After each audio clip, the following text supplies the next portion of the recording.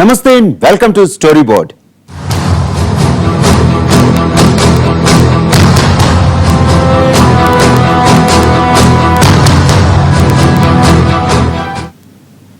ఎవరికైనా ఫోన్ చేయాలనుకుంటున్నారా? ఫోన్లో ఏవైనా సీక్రెట్లు మాట్లాడాలనుకుంటున్నారా? అయితే వద్దు, ఆపేయండి. వీలైతే నేరుగా వెళ్ళి మాట్లాడండి. ఎందుకంటే ఎవరి ఫోన్లు ఎప్పుడు ట్యాప్ అవుతున్నాయో చెప్పడం కష్టమే.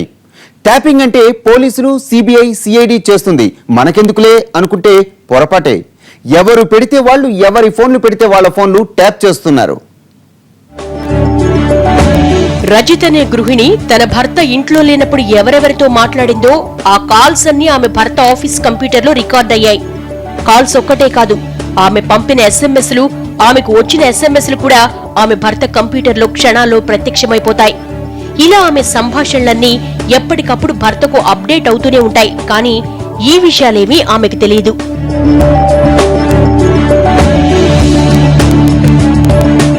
తన ప్రియురాలు తన ఒక్కరితోనే మాట్లాడుతుందా, లేక ఇంకెవరితోనైనా చాట్ చేస్తోందా అన్న అనుమానం వచ్చిన ఓ ప్రియుడు ఆమె ఫోన్ మీద నిఘా పెట్టాడు. అంతే, ఎవరెవరితో మాట్లాడుతోంది, చాట్ చేస్తోంది, రోజు ఎక్కడెక్కడికి వెళుతోంది, ఎవరెవరితో ఫోటోలు దిగుతోంది, మొత్తం డేటా అంతా సదరు ప్రియుడు ల్యాప్టాప్ లో క్షణాల్లో అప్డేట్ అయిపోతూ ఉంటాయి. కానీ ప్రియుడు నిఘా సంగతి మాత్రం ఆ పిచ్చి ప్రియురాలకు తెలియదు.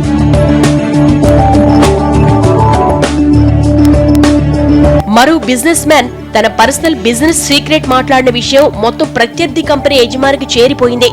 తన వ్యాపార రహస్యాలన్నీ బయటపడటంతో అతడికి లక్షల్లో నష్టం వచ్చింది. కానీ ఇదెలా జరిగిందో ఆ బిజినెస్ మ్యాన్ కు అర్థం కాలేదు.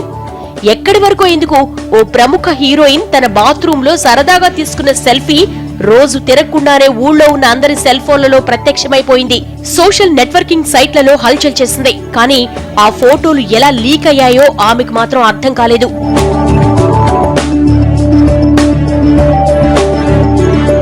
ఇవన్నీ వాస్తవాలు, పచ్చి నిజాలు, మన చుట్టూ జరుగుతున్న వాస్తవాలు. కానీ ఇలా బయటపడకుండా వేలాది లక్షలాది ఘటనలు జరుగుతూనే ఉన్నాయి. మనం వేరొకరితో మాట్లాడిన ఆంతరంగిక విషయాలు వేరే గొంతులు వింటూనే ఉన్నాయి. మన ఫోన్లో ఉన్న డేటా పక్కవాళ్లకు చేరుతూనే ఉంది. అత్యాధునిక స్మార్ట్ ఫోన్ల పుణ్యమా అని ఇప్పుడు ఎవరికీ ప్రైవసీ అనేది లేకుండా పోయింది. చేతిలో స్మార్ట్ ఫోన్ ఉంటే చాలు, మనం ఇంటి గుట్టును ఏకంగా బజార్లోనే నిలబెట్టి అమ్మేసే అంత టెక్నాలజీ వచ్చి ఎవరి జీవితాల్లోనూ ప్రశాంతత లేకుండా చేస్తోంది. ఫోన్ ట్యాపింగ్ అనేది ఉంటుందండి, అది ఎవరిదైనా చేయొచ్చు. బట్ దానికి మన దగ్గర దానికి సంబంధించిన ఎక్విప్మెంట్ అవి కావాలి. లీగల్గా చేయాలంటే గవర్నమెంట్ పర్మిషన్స్ అవి అవసరం అవుతాయి. ఈరోజు కొత్త టెక్నాలజీ, కొత్త దీంట్లో టెక్నాలజీ సైజ్ తగ్గిపోయి అండ్ కొత్త కొత్త ఎక్విప్మెంట్ వచ్చి ఆల్మోస్ట్ అది అందరి చేతుల్లో ఉంది. Be it internet or exposure to other countries, even private parties చేతుల్లో కూడా ఈ హ్యాకింగ్ ఎక్విప్మెంట్ ఉంది. కార్పొరేట్ హ్యాకింగ్ ఉన్నాయి. తర్వాత మీడియా వాళ్ళు కూడా దీంట్లో దే టు అంటే ఇంకా మన కంట్రీలోకి రాలేదు, కానీ in foreign countries media also hack.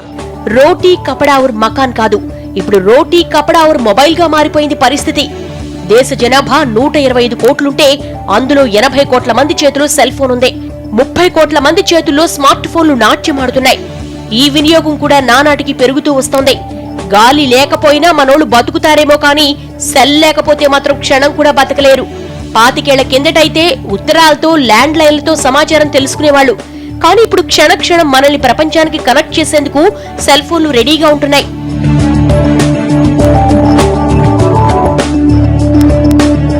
ప్రపంచంలో ఎక్కడ ఉన్న వారితోనైనా వీడియో కాలింగ్ లో ప్రత్యక్షంగా మాట్లాడుతున్నాం. సెల్ ఫోన్లు సమస్త ప్రపంచాన్ని మన అరచేతిలో నిక్షిప్తం చేస్తున్నాయి. మనల్ని ప్రపంచంలో అందరికీ టచ్ లో ఉంచేలా చేస్తున్నాయి. ఫేస్బుక్, వాట్సాప్, ట్విట్టర్ ఇలా చెప్పుకుంటూ పోతే ఎన్నో యాప్స్ ప్రపంచానికి మన ఉనికి అనుక్షణం అప్పజెప్తూనే ఉంది. కానీ ఇదంతా టెక్నాలజీ ఓవైపు మాత్రమే. కొన్నిసార్లు మన చేతిలో ఉన్న ఫోన్లే మనకు ఇబ్బందులకు గురి చేస్తున్నాయి. మన రహస్యాలను బట్టబయలు చేస్తున్నాయి. మన మాటలను ప్రపంచానికి వినిపిస్తున్నాయి. చాలా చాలా విధాలు ఉన్నాయి. వైర్లెస్ ద్వారా దొరుకుతుంది, వైర్ ద్వారా దొరుకుతుంది. టెలిఫోన్ ఎక్స్చేంజ్ నుంచి చేయొచ్చు. రోడ్ల మీద స్తంభాల దగ్గర డిస్ట్రిబ్యూషన్ పాయింట్ అని ఉంటాయి, డిపి బాక్సెస్ అని ఉంటాయి.